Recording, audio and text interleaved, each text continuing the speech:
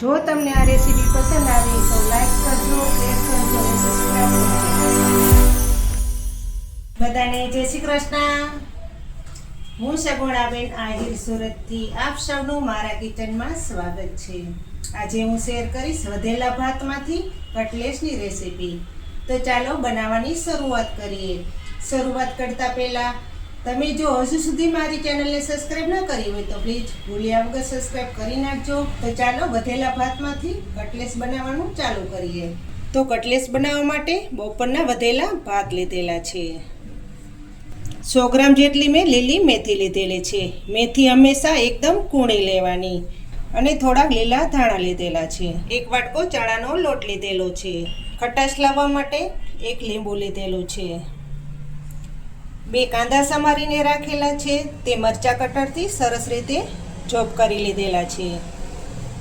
અને મરીનો પાવડર લીધેલો છે 1 ચમચી. અને કટલેસને તીખાશ લાવવા માટે તીખા મરચાંની પેસ્ટ બનાવેલી છે. બાકીના મસાલા ઉપરથી નાખીશું. મેથી ને ધાણા બંને વસ્તુને મેં સરસ રીતે ધોઈ લીધેલા છે. હવે પહેલાં જે મેથી લીધેલી છે તેને બાફી લેશું. તેના માટે ગેસ ચાલુ કરીશું. પાણીને ગરમ થવા દેશું. પાણી 1 ગ્લાસ ઉકળી ગયું છે. તો ઉકળતા પાણીમાં જ આપણે મેથી નાખી દેશું. મેથી બાફવાથી જે મેથીની અંદર રહેલો નેચરલ કલર જળવાઈ રહે છે.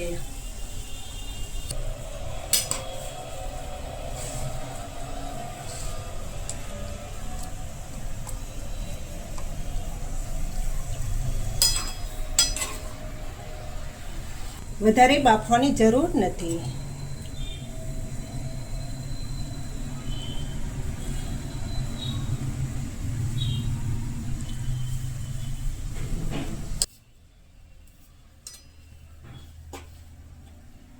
આ રીતનું બાફવા દેવાનું. વધારે બાફવાની કોઈ જરૂર નથી. હવે ગેસ બંધ કરી દેશું અને મેથીને બહાર કાઢી લેશું. થોડીક વાર ઠંડી થવા દેશું પછી પ્યોરી તૈયાર કરશું. મેથી 1 ગ્લાસ ઠંડી થઈ ગઈ છે. તો હવે તેની પ્યોરી તૈયાર કરશું. મેથી બાફવાથી પહેલાં કરતાં કલર એકદમ ગ્રીન થઈ જાય છે. લીલા ધાણા નાખી દેશું. લસણ બતાવવાનું ભૂલાઈ ગયું હતું તો લસણ પણ નાખશું 6 કળી જેટલું. તમારે ન નાખવું હોય તો સ્કીપ કરી શકો છો. જે તીખા મરચાંની પેસ્ટ બનાવેલી છે તે પણ સાથે નાખી દેશું જેથી કરીને બધું એક સરખું પીસાઈ જાય. 3 થી 4 ચમચી જેટલું જ પાણી નાખીશું.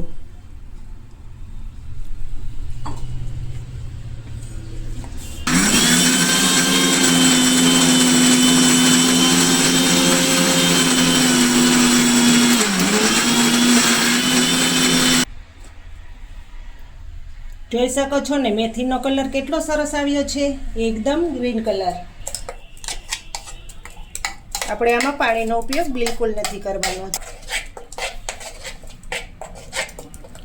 હવે આમાં બાકીના મસાલા કરીશું. આ રીતની પેસ્ટ કરવાની એકદમ ઝીણી. તેમાં 1 વાટકો જે ભાત લીધેલા છે ઠંડા તે નાખી દેશું.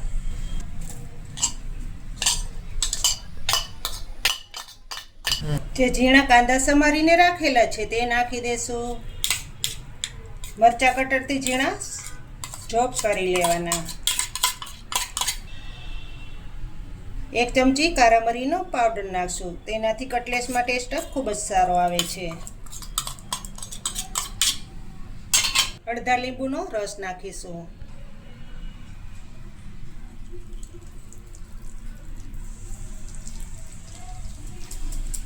સ્વાદ પ્રમાણે નમક નાખશું. હવે ચણાનો લોટ લીધેલો છે તે નાખશું. જેમ જરૂર પડશે તેમ જ નાખીશું.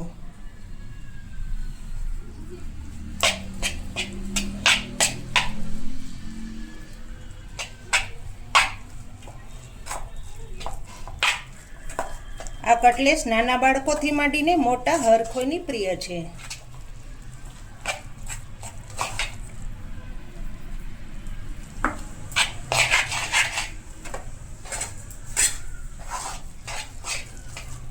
ખૂબ જ સ્વાદિષ્ટ તૈયાર થાય છે કટલેસ.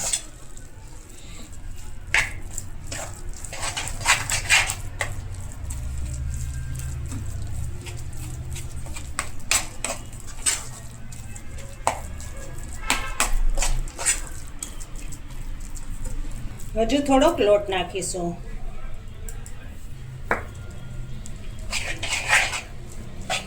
લોટને હંમેશા ચારીને વાપરવાનો.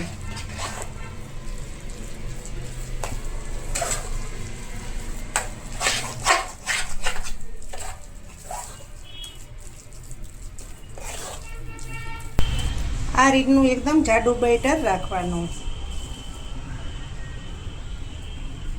હવે આપણે ગોળા બનાવી લેશું. એક સાઈડ પર તેલ પણ ગરમ કરવા મૂકી દીધું છે. તેલ હાઈ ક્લાસ ગરમ થઈ ગયું છે. વધારે તેલ ગરમ કરવાની કોઈ જરૂર નથી. મીડિયમ તેલ ઉપર જ કટલેસને તળવાની છે. હથેળીમાં તેલ લગાવી અને કટલેસ બનાવી લેશું. 1 ચમચી જેટલું બેટર હાથમાં લેવાનું.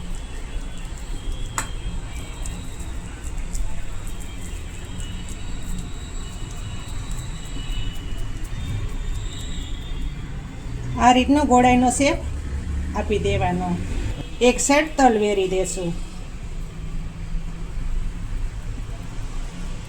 મીડિયમ તેલ ઉપર જ બધા કટલેસ તળીશું. તેલમાં નાખતા જઈશું.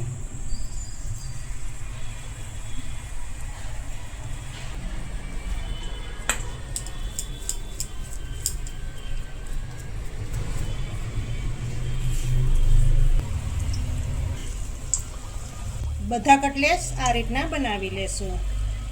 ધીમા ગેસ ઉપર પાકવા દેશું જેથી કરીને એકદમ ક્રિસ્પી બને.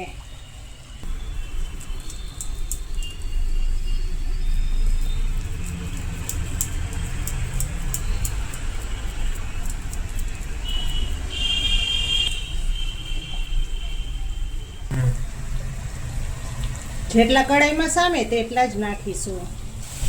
હવે કટલેસને ફેરવી લેશું. આ રીતનો એકદમ ગોલ્ડન બ્રાઉન કલર થઈ જવો જોઈએ.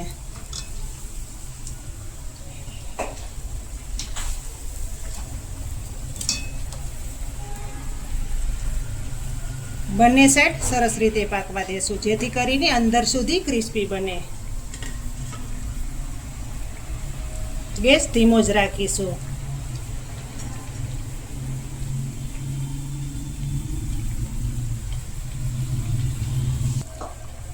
તમે જોઈ શકો છો કે બંને સાઈડ એકદમ બ્રાઉન કલર થઈ ગયો છે ને ક્રિસ્પી પણ હાઈ ક્લાસ થઈ ગયા છે. હવે આને નીચે ઉતારી લેશું. આ રીતનો જાર હલાવીને બાકીનું તેલ નિતારી લેવાનું. બાકીના કટલેસ પણ આ રીતના બનાવી લેશું. કટલેસ બધી હાઈ ક્લાસ રેડી થઈ ગઈ છે તો એક ભાંગીને પણ જોઈ લેશું. ઉપરથી એકદમ ક્રિસ્પી અને અંદરથી એકદમ સોફ્ટ. તમને જો કટલેસની રેસીપી સારી લાગે તો મારી ચેનલને લાઈક કરજો, શેર કરજો ને ભૂલ્યા વગર સબસ્ક્રાઈબ કરજો. કમેન્ટ કરીને કહેજો કે તમને આ કટલેસની રેસીપી કેવી લાગી અને તમે ચોક્કસથી આ રીતે બનાવજો. ખૂબ જ બધાને ખાવાની મજા આવશે. ફરી મળીશું એક નવી રેસીપી સાથે. ત્યાં સુધી જય શ્રી કૃષ્ણ, જય માતાજી.